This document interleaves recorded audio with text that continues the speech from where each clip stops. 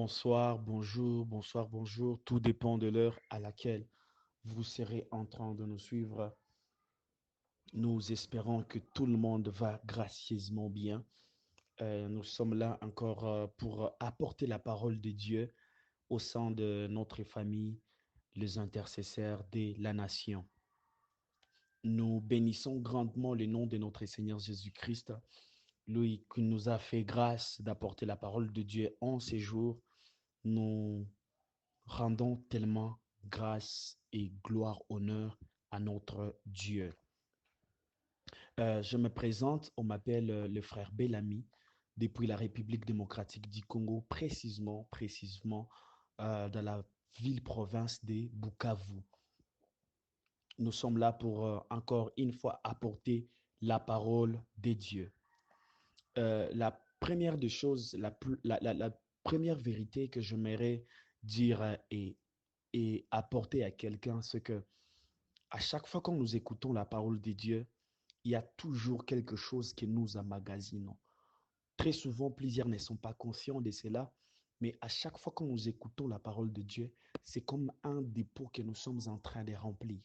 Et lorsque ce dépôt sera rempli, on sera en train de voir finalement les répercussions de cet emmagasinement, de cet approvisionnement commencer à se répercuter sur nos enfants, sur nos familles.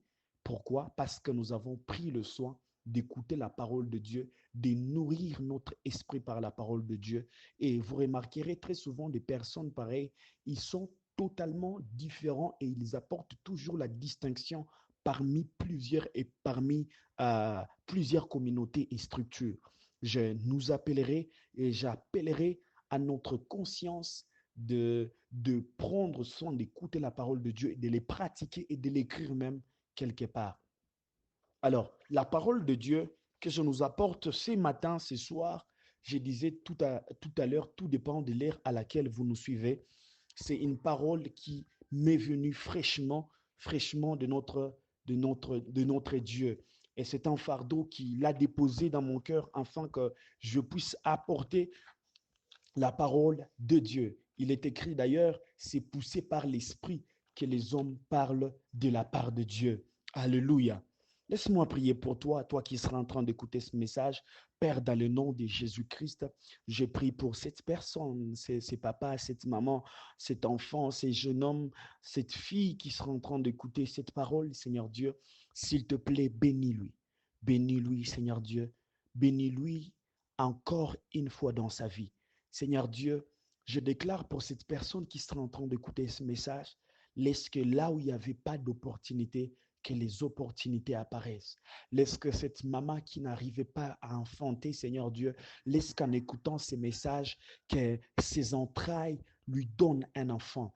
Dans le nom de Jésus-Christ, je déclare et je décrète que cette personne qui écoutera ce message, Seigneur Dieu, que là où il y avait l'infertilité, que la fertilité entre au nom de Jésus. Que cette personne qui écoutera ce message, dans le nom de Jésus-Christ, qui est sous le son de ma voix, j'ai pris pour lui, Seigneur Dieu, que là où, Seigneur Dieu, il n'arrivait plus à bien faire, que la perfection soit son partage, que là où il était limité, je déclare que ses limites sont étendues au nom de Jésus, au nom de Jésus.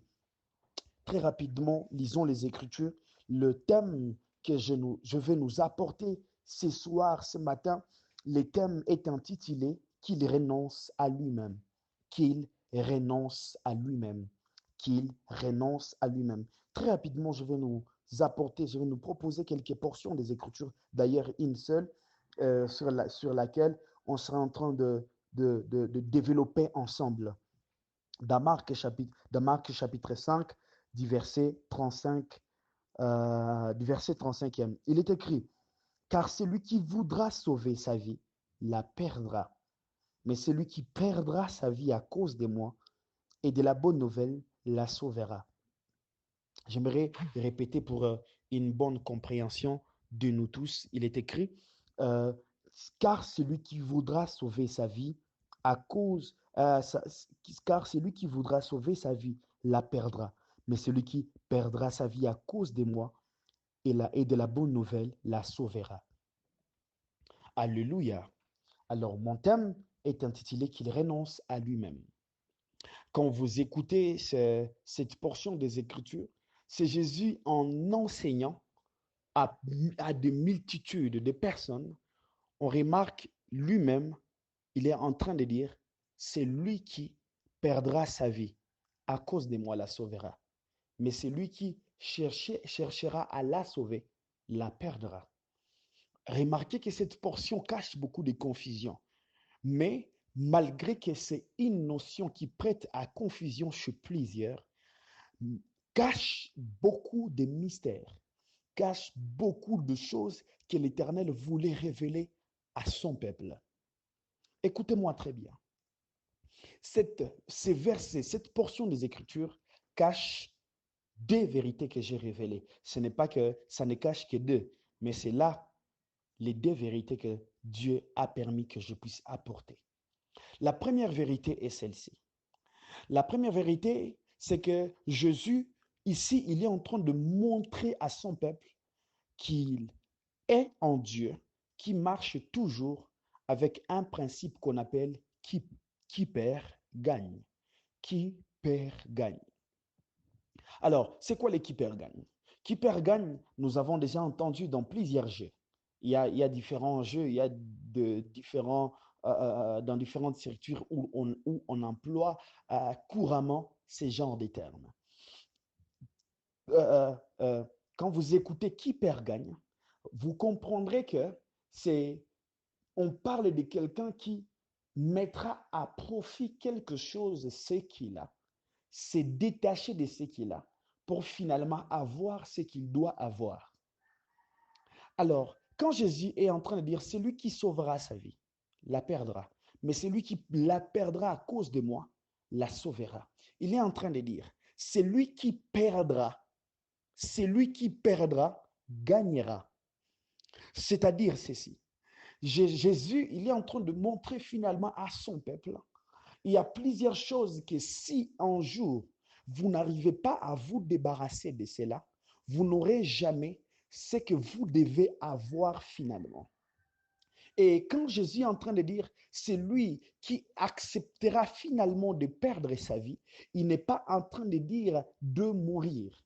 Il est en train de dire de se priver totalement de tout ce qui peut réjouir la chair.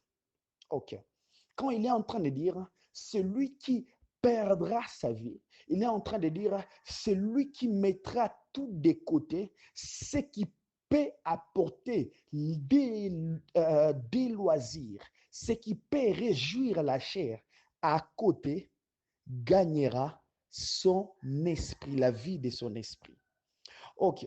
Jésus, quand il présente, il est en train de dire, encore, celui qui perdra sa vie, à cause de moi, la gagnera et la sauvera. Il est en train de dire, toute personne qui s'engagera pour mon œuvre, tout celui qui mettra d'abord de côté tout ce qui peut réjouir son âme et mettre en avant tout ce qui peut d'abord moi-même me réjouir, là, il gagnera vraiment sa vraie vie éternelle. Je ne sais pas si ici vous êtes en train de me comprendre. C'est la première de vérité que Dieu finalement Jésus est en train de mettre à la portée de tout le monde. Je suis en Jésus qui marchera toujours avec les principes de qui perd gagne. Voilà pourquoi vous remarquerez même que la loi de la semaille et de la moisson. Il est en train de montrer toute personne qui viendra offrir dans mon œuvre, tout celui qui ira moissonner dans mon œuvre, gagnera multiplement ce qu'il aura déjà sémé dans mon œuvre. Et on sème par diverses manières, par différentes façons. Mais moi, je nous proposerai plus à s'investir dans l'œuvre de Dieu. Et quand nous nous investirons dans l'œuvre de Dieu, je vous le promets, moi et le Saint-Esprit, au nom de Jésus, que vous récolterez bien plus que ce que le monde n'ait jamais connu. Alléluia. Alors, c'est déjà le premier principe qui dégage ces versets. Le deuxième principe, c'est là que j'aimerais d'abord m'apaisantir et expliquer réellement de quoi il s'agit. Alors, quand Jésus apporte une telle réflexion, une telle phrase qui prête à confusion chez plusieurs, Et il est en train de dire spécialement quelque chose de très important. Il est en train de leur apprendre. Ceux-là qui voudront me suivre, ceux-là qui voudront me suivre, on les appellera moi. Ok, j'aimerais expliquer. Pourquoi est-ce qu'on les appellera des Jésus? Quand on parle qu'on les appellera comme des Jésus, je suis en train de dire, le jour où Jésus était crucifié à la croix, lorsqu'on voyait les disciples passer en cours de route, on les appelait en cours de route, on les appelait comme ça, on les appelait comme Jésus. On les appelait comme ça, comme Jésus. On les appelait chez les Hébreux. D'ailleurs, s'il faut que je reste dans le contexte, on les appelait les pommadés. Parce que Christ signifiait les oins. C'est lui qui est pommadé. Alors, à chaque fois qu'on voyait les disciples aussi passer en cours de route, on ne les appelait pas à leur nom. On les appelait comme Christ. Pourquoi est-ce qu'on les appelait comme Christ? Parce que désormais, ils marchaient comme Jésus. Désormais, ils parlaient comme Jésus. Désormais, ils ne faisaient que tout ce qu'ils faisaient comme Jésus. D'ailleurs, vous connaissez l'histoire. Pierre, lorsqu'on l'attrape, pendant que Jésus, on est en train de le frapper à mort, on l'attrape, on lui dit, tu étais avec Jésus. Pourquoi est-ce qu'on l'a reconnu comme ça? Sa façon d'être, sa manière d'être. Alors Jésus, quand il est en train de dire, ici, quand vous perdrez votre vie, pour moi, on ne vous appellera plus vous-même, mais on vous appellera des chrétiens. Des chrétiens signifie comme Christ. J'aimerais dire à quelqu'un, chrétien ne signifie pas seulement croire en Jésus. C'est faux. Chrétien ne signifie pas seulement de croire en Jésus. Croire en Jésus sans le suivre, on n'est pas chrétien, on est croyant. Je répète, quand on croit en Jésus sans le suivre, on n'est pas chrétien, on est croyant. J'aimerais aller plus loin et vous expliquer de quoi est-ce qu'il s'agit. Un croyant, à la différence d'un chrétien, un croyant, c'est quelqu'un qui reçoit une information et il prête allégeance à une information tout en ne pas être conscient de l'information et appliquer réellement les exigences de l'information. Je répète, un croyant, c'est quelqu'un qui reçoit une information et il prête allégeance à cette information, c'est-à-dire à des faits totalement historiques. Des faits totalement historiques. C'est comme un historien, en fait. Un croyant, c'est comme un historien. Un historien, il connaît juste des faits historiques, mais il n'a pas vécu l'histoire et il ne continue pas à vivre les actualités de l'histoire. C'est ça, au fait, un croyant. Un croyant, c'est quelqu'un qui a déjà, il sait que Jésus existe. C'est comme ça, d'ailleurs, si vous lisez dans Jacques, dans Jacques chapitre 2, le verset 19, on est en train de dire, écoutez cette vérité que la Bible est en train de dire. Si tu crois que Dieu existe, tu fais bien. Mais les démons aussi croient que Dieu existe. C'est-à-dire, quelqu'un qui croit que Dieu existe sans le suivre, il n'est pas différent d'un démon qui croit aussi que Dieu existe sans le suivre.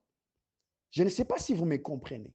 Donc, la différence d'un croyant, il croit juste que Dieu existe, il croit juste que Jésus existe, mais parce qu'il ne va pas suivre Jésus-Christ, il ne va pas vivre la vie de la sanctification, de la pureté, il ne s'appellera pas chrétien, mais il sera appelé un croyant. La question que j'aimerais te poser, est-il un croyant ou un chrétien? Parce qu'un croyant, il adhère juste à une information que Dieu existe. Mais un chrétien, il adhère à l'information que Dieu existe et encore tout en étant conscient que Dieu existe et il suit conformément les exigences, la parole de Dieu. Il suit avec soin, il suit le Seigneur Jésus-Christ tout en vivant la sanctification, la pureté et plusieurs choses que nous recommande la parole de Dieu. C'est ça que Dieu est en train de dire. Si réellement vous êtes chrétien, vous me suivrez. Vous perdrez votre vie afin que vous puissiez la gagner. Vous perdrez votre vie pour moi afin que vous puissiez finalement la gagner en abondance. C'est ça au fait. Dieu, Jésus ici essaie de leur dire, je verrai que vous êtes réellement chrétien lorsque vous m'aurez cru et après avoir cru en moi, vous me suivrez et vous abandonnerez votre vie ancienne, votre vie de péché. Je m'aurais posé une question. Vous savez, il y a plusieurs intrus à l'église. Il y a plusieurs personnes que nous voyons à l'église. Ils viennent, ne vous trompez pas, hein, ne vous trompez pas, plusieurs croyants sont à l'église sans être chrétiens. Ils viennent à l'église, ils chantent, ils adorent. Ils se mettent à genoux, ils pleurent même. Mais quand il est dehors, on ne voit rien de quelqu'un qui a vraiment suivi Jésus. Pourquoi? Quand tu lui demandes, es-tu chrétien? Je vous assure, il va répondre qu'il est chrétien. Or, lui-même, il est en train de se mentir. Il n'est pas chrétien, il est un croyant.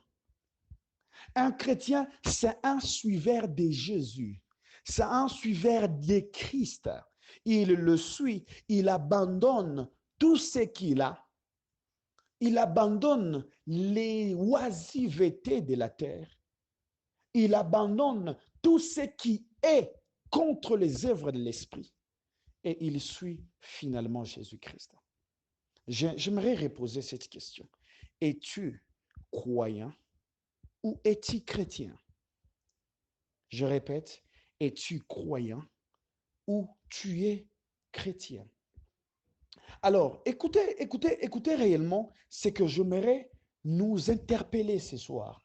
Ce que j'aimerais apporter comme une lumière de la parole de Dieu. Vous savez, en réalité, quand Dieu il est en train de parler à ses disciples dans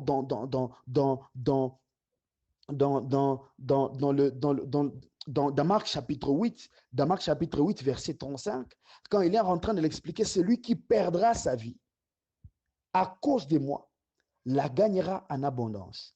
Il est en train de leur dire, c'est ça les saluts.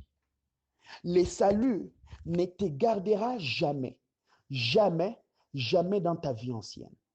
Le vrai salut te fera quitter dans la vie ancienne pour t'apporter dans une nouvelle vie. Alléluia. Alléluia. J'aimerais dire à quelqu'un, le salut vient de l'impactation du Saint-Esprit qui nous fait sortir dans les simples appréhensions scientifiques, qui nous fait sortir dans nos philosophies, qui nous fait sortir dans ce que nous croyons dans nos têtes. C'est le Saint-Esprit qui vient sur nous finalement pour nous aider de ne pas demeurer croyants, mais de demeurer finalement étant un homme, une femme chrétien. Alléluia. Alléluia. Les Saint-Esprit. Les Saint-Esprit. Les Saint-Esprit. J'aimerais dire à quelqu'un, toi qui es en train de me suivre ici et maintenant, tu sens que jusqu'aujourd'hui, tu n'étais pas chrétien, tu étais jusque-là un croyant. Laisse-moi te dire quelque chose. Le Saint-Esprit est capable de te transiter, de te faire passer de l'état d'un croyant à l'état d'un chrétien, d'un fils de Dieu accompli. Le Saint-Esprit, le Saint-Esprit. J'aimerais dire à quelqu'un, il n'y a pas de salut s'il n'y a pas vraiment une conversion intérieure qui te fait passer de l'état d'un croyant à l'état d'un chrétien. J'aimerais dire à quelqu'un, le Saint-Esprit viendra sur toi maintenant alors que je parle. Le Saint-Esprit viendra sur toi même alors que je parle. Il est écrit, l'Esprit du Seigneur convainc du péché et du jugement et de la loi de la mort pour finalement mettre et implanter en nous la loi de l'esprit, la vie de Dieu. Je prie et je déclare que toi qui es en train de me suivre, que le Saint-Esprit te saisisse, que le Saint-Esprit te saisisse et que tu commences à marcher conformément à la parole de Dieu, que tu ne sois plus un simple croyant, mais que tu sois un chrétien parce que tu seras en train d'accepter de d'oublier la vie des péchés, d'oublier la vie qui n'est pas conforme à la parole de Dieu, afin de marcher selon et digne de la parole du Seigneur Jésus-Christ. Je déclare, toi qui es en train de m'écouter, que le Saint-Esprit te saisisse au nom de Jésus, que le Saint-Esprit te saisisse au nom de Jésus, que le Saint-Esprit te saisisse au nom de Jésus. Oh, Karabachenelema, les soutele pradigevia, le koroba shakatelevi, zuplare katuna mantekeve, lekis du haterial, le vanterebakozo. Je prie, je déclare dans le nom de Jésus-Christ, alors que tu as ta main sur ton cœur, je déclare que le Saint-Esprit te saisit, le Saint-Esprit te saisit, le Saint-Esprit te saisit et te donne la force de commencer dès maintenant et dès aujourd'hui de marcher et de suivre Jésus, de vivre en suivant Jésus-Christ. Toi qui es un disciple, c'est un suiveur de maître. Et tous nous sommes des disciples. Nous devons suivre le maître, nous devons marcher conformément à ce que le maître a dit, le maître qui est notre Seigneur Jésus-Christ. Je déclare et je décrète, toi qui écoutes ce message, que Dieu te bénisse, que le Saint-Esprit te conduise désormais, qu'il te donne la sagesse qu'il faut, qu'il te donnera de faire ce que Dieu veut, de faire ce que Dieu veut et de ne pas faire ce que Dieu ne veut pas. Au nom de Jésus, que Dieu vous bénisse et que le Saint-Esprit soit désormais votre conducteur, que le Saint-Esprit soit désormais votre capacité, celle capacité qui vous donnera de ne plus jamais demeurer comme un croyant, mais de demeurer comme un enfant de Dieu, un chrétien, un enfant de Dieu. Au nom de Jésus, que Dieu vous bénisse abondamment. Amen.